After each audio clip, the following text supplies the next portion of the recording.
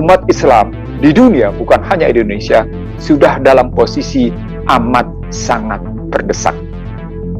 Yang pertama, umat Islam di dunia tidak memiliki teknologi secanggih mereka. Yang kedua, umat Islam di dunia tidak punya kemampuan membangun opini publik di dunia. Seluruh media massa, bahkan sejak 1997 ketika mereka sudah menyatakan sosial media sebagai wujud persenjataan, umat Islam dunia cuma sekedar sebagai pemakai, cuma sebagai user. Bahkan sebagai operator pun kita begitu didikte habis-habisan untuk menggunakan gadget itu posisinya.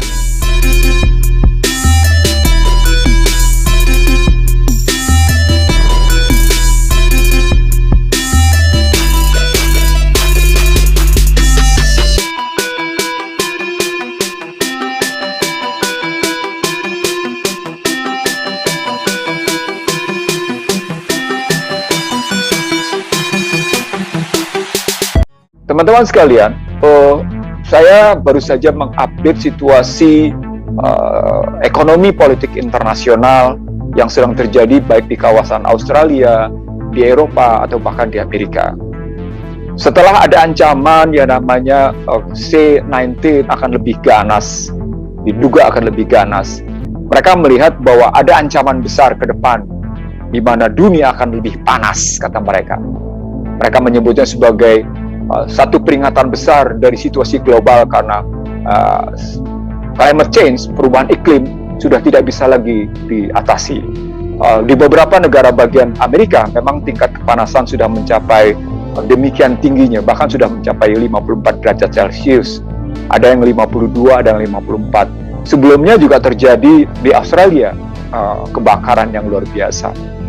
Saya melihat global climate change itu pada hakikatnya adalah satu kampanye besar yang dilakukan oleh satu partai bernama Demokrat sejak Al Gore sebagai lawan jatuh ke Bush pada pemilu 2004 di Amerika, upaya untuk membangun sebuah strategi baru menguasai dunia. Global climate change sebagai tindak zalim yang terjadi di panggung dunia itu akan terkena ke seluruh dunia, di mana mereka memaksa seluruh dunia harus tunduk pada aturan-aturan itu. Kenapa saya kemudian menggeser dari posisi hijrah yang pertama sampai dengan cerita tentang situasi yang terakhir ini?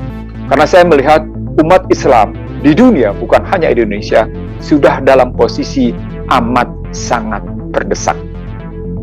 Yang pertama, umat Islam di dunia tidak memiliki teknologi secanggih mereka. Yang kedua, umat Islam di dunia tidak punya kemampuan membangun opini publik di dunia. Seluruh media massa, bahkan sejak 1997 ketika mereka sudah menyatakan sosial media sebagai wujud persenjataan, umat Islam dunia cuma sekedar sebagai pemakai, cuma sebagai user. Bahkan sebagai operator pun kita begitu didikte habis-habisan untuk menggunakan gadget itu posisinya. Jadi yang pertama adalah bagaimana kita tidak punya kekuatan atas teknologi. Yang kedua, kita tidak punya kemampuan untuk melakukan imbangan atas kekuatan yang mereka bangun dengan kekuatan modal, dengan medianya. Yang ketiga, kita tidak mampu membangun kecanggihan mereka berorganisasi. Bagaimanapun kita harus akui mereka canggih dalam berorganisasi, walaupun kemudian kita lihat teknologi yang mendukung mereka untuk begitu cepat mengambil keputusan secara akurat. Yang saya maksud adalah lewat yang namanya teknologi yang mereka miliki, mereka bisa mengambil keputusan demikian cepat dan akurat. Dalam bahasa saya yang sederhana, keputusan mereka selalu memiliki speed, stamina, and akurasi. Punya kecepatan, punya daya tahan, posisinya, punya ketahanan tepatnya, dan akurat. Dan ini basisnya adalah teknologi. Nah, sesungguhnya umat Islam di dunia, khususnya di Indonesia, punya kemampuan melakukan satu keseimbangan, walaupun tadi disebut oleh Zulkifli Hasan sebagai segala sesuatu bentuknya berimbang. Tapi itu sekedar kata-kata.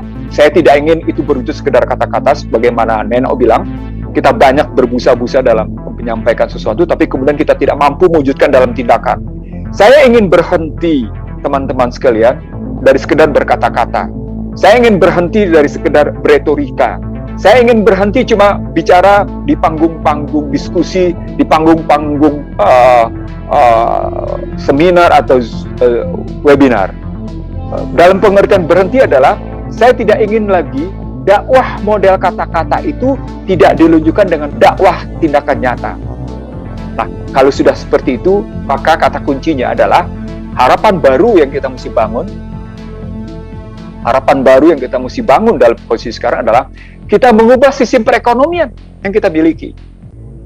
Kita harus mengubah hal-hal yang patut kita tinggalkan, karena begitu kita berhijrah masuk ke dalam sistem ekonomi Islam, terutama ekonomi politik Islam, maka kita akan mendapat apa yang disebut dalam Al-Baqarah 218. Hai orang-orang beriman, berhijrahlah kamu dan berjihadlah kamu. Maka kamu akan mendapatkan tanah di bumi ini sedemikian luasnya daripada tanah hijrah, daripada tanah yang kamu tinggalkan, dan kamu akan mendapatkan ampunan. Saya kira ini salah satu gambaran betapa sesungguhnya orang diminta untuk meninggalkan satu sistem yang zalim. Ekonomi Islam memberikan harapan. 1 Muharram 1443 jika diterapkan dalam perspektif ekonomi Islam itu berarti perintah untuk mengatasi yang namanya kehinaan, perintah untuk mengatasi ketertindasan. Karena bagaimanapun tidak peduli siapapun yang namanya masyarakat Islam dunia, secara ekonomi politik sesungguhnya dalam posisi tertindas. Yang kedua, dia harus mengatasi, dia harus membebaskan kebodohan, harus memunculkan yang namanya mengatasi kemiskinan, bebas dari kemiskinan. Lalu yang keempat adalah dari ketimpangan, yang kelima adalah kehinaan. Jadi permintaan atau anjuran Allah untuk berhijrah dan kemudian berjihad di jalannya. Kalau kalimat 218 Al-Baqarah jelas sekali kalimatnya, berhijrah dan berjihad.